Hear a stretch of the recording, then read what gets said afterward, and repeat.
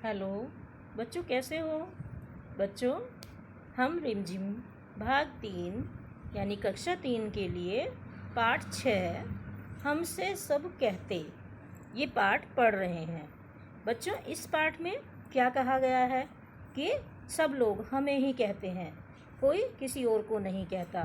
Mummy, पापा, दादा, नाना सब कोई हमसे ही कहते हैं और हमें ऐसा लगता है कि सब हम ही को डांट रहे हैं, हम ही को समझा रहे हैं और किसी और को कोई कुछ नहीं कहता। बच्चों, ऐसा नहीं होता। सब कुछ सबको कहा जाता है, सबको सुना जाता है। अब देखते हैं हम कविता में क्या है। नहीं सूर्य से धूप यहाँ मत फैलाओ, कोई नहीं चांद से कहता, उठा चांदनी को ले जाओ। देखो बच्चों, यहाँ क्या कहा गया है। यहाँ ये छोटे छोटे बच्चे आपस में बातें करते हुए कह रहे हैं कि सूरज से कोई भी नहीं कहता कि तुम इस संसार में धूप मत फैलाओ। कोई भी चांद से ये नहीं कहता कि तुम अपनी चांदनी इस संसार में मत फैलाओ। चाहे किसी को कितनी भी तेज धूप लग रही हो, लेकिन वो सूर्य से ये नहीं कहेगा कि तुम अपनी धूप मत फैलाओ, और ना ही चांद से ये कहेगा कि तुम अपनी शीतलता इस संसार को मत दो। कोई नहीं हवा से कहता, खबरदार जो अंदर आई। देखो बच्चों, ये भी बात सही है कि हवा से कोई भी ये नहीं कह सकता कि खबरदार तुम जो अंदर आई, क्योंकि हवा को किसी की भी इजाज़त लेने की ज़रूरत नहीं है और हवा अपने आप ही अंदर आ जाती है, अपने आप ही बाहर चली जाती है। बादल से कहता कब कोई, क्यों जलधार यहाँ बरसाई। देखो बच्चों, बादल से कौन ये कहता है कि तुमने यहाँ जल की धारा को क्यों बरसाया है। आपको यहाँ जल नहीं बरसाना चाहिए था, यानी बारिश नहीं करनी चाहिए थी। ऐसा क्या कोई कहता है बादल से? भले ही कितनी भी बारिश आ जाए, लेकिन बादल से कोई नहीं कहता और ना ही बादल किसी की बात को सुनेगा। अब बच्चों, यहाँ आगे देखो। फिर क्यों हमसे भैया कहते, यहाँ न आओ भागो जाओ। अम्मा कहती हैं घर भर में खेल खिलौने मत फैलाओ। देखो बच्चों, भैया हमसे ये कहते हैं जाओ तुम यहाँ मेरे पास मत आओ। बड़े भैया क्या कहते हैं छोटों को, जाओ तुम, मुझे पढ़ना है, मुझे पढ़ने दो और तुम बाहर जाओ। और अम्मा क्या कहती हैं, अम्मा यानी हमारी मम्मी ये कहती हैं कि तुम सारे घर में अपने खिलौने मत फैलाओ, तुम अपने खिलौनों को एक जगह रख कर खेल लो, लेकिन सारे घर में मत फैलाओ। तो बच्चों, ये बात भी हमें थोड़ी सी अजीब लगती है, क्योंकि माँ जो कहती है या मम्मी जो कहती हैं वो हमारी समझदारी के लिए कहती हैं, हमें समझाने के लिए कहती हैं, लेकिन वो बात कभी कभी हमें गलत लग जाती है। अब बच्चों, पापा कहते बाहर खेलो।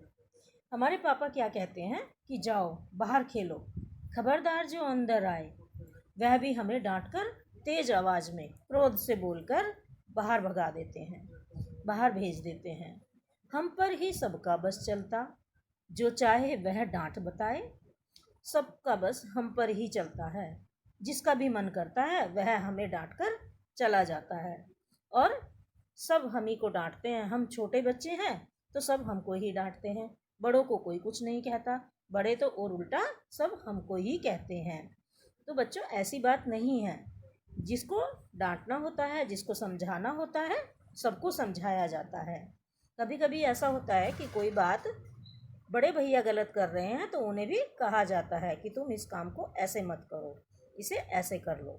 ठीक है बच्चों, तो आप अपने मन में ऐसी बात नहीं सोचेंगे कि आपको ही कहा जा रहा है, दूसरों को नहीं कहा जा रहा, यानी सभी को कहा जाता है। अब बच्चों, हम इसके शब्दार्थ और कठिन शब्द करेंगे। देखो बच्चों, कठिन शब्द हैं इसके खबरदार, बादल, जलधार, सूर्य, चांदनी, भैया, अम्मा, खिलौने, फैलाना, डांटना, फैलाओ और बरसाई। ये तो आपको समझ में आ गए होंगे बच्चों। और आगे एक शब्द और है, बताएं। अब बच्चों हम इसके शब्द अर्थ करेंगे। खबरदार। खबरदार का अर्थ होता है बच्चों सावधान करना, यानी हम कुछ बात कह रहे हैं तो उसके लिए तुम सावधान हो जाओ। बादल। बादल का अर्थ होता है बच्चों मेघ। मेघ, ठीक है बच्चों। जलधारा। जलधारा का अर्थ होता है तेजी से बहने वाला पानी। तेजी से बहने वाला जल अर्थात पानी। सूर्य। सूर्य का अर्थ होता है बच्चों सूरज। सूर्य को सूरज कहते हैं ना। धूप। धूप अर्थात सूर्य की रोशनी, यानी सूरज की रोशनी। चांदनी। चांद की रोशनी। चांदनी का अर्थ होता है चांद की रोशनी। अब बच्चों भैया। भैया किसे कहा जाता है? भैया बड़े भाई को कहते हैं। किसको कहते हैं? बड़े भाई को। अम्मा। अम्मा हम मम्मी को कहते हैं। अम्मा का अर्थ होता है मम्मी। घर भर में अर्थात पूरे घर में। हम अब जब खेलते हैं तो अपने खिलौने चारों तरफ फैला देते हैं, यानी सारे घर में हम अपने खिलौने ही खिलौने बिखेर देते हैं। अब अर्थ है बच्चों, अब शब्द है बच्चों खिलौने। खिलौने यानी खेलने की चीज़, खेलने की वस्तुएं। फैलाना यानी फैला देना या बिखेर देना, सारे घर में उस चीज़ को बिखेर देना। बस चलना यानी जोर चलना। बस चलना का अर्थ होता है जोर चलना। अब बच्चों डांटना। डांटना का अर्थ होता है बच्चों क्रोध से ऊंची आवाज़ में बोलना। जैसे पापा हमें डांटते हैं तो वो क्रोध करके ऊंची आवाज़ में बोलते हैं और हमसे क्या कहते हैं? जाओ बाहर, यहाँ मत आना, मैं काम कर रहा हूँ। इसी तरह से बोलते हैं ना पापा, तो हमें वो बात भी बुरी लग जाती है और हम ये कहते हैं कि जो भी कोई कहता है, जो कोई भी डांटता है वो हमें को डांटता है। बड़े भैया को कोई कुछ नहीं कहता, बड़ी दीदी को कोई कुछ नहीं कहता। तो हम अपने मन में इस तरह के विचार रखते हैं, लेकिन बच्चों ऐसा नहीं है। सबको डांटा जाता है। जब वो छोटे थे तो उनको भी डांटा जाता था, क्योंकि जब हम किसी चीज़ को सीखते हैं तो उसके लिए हमें डांट खानी भी पड़ती है और डांट झेलनी भी पड़ती है।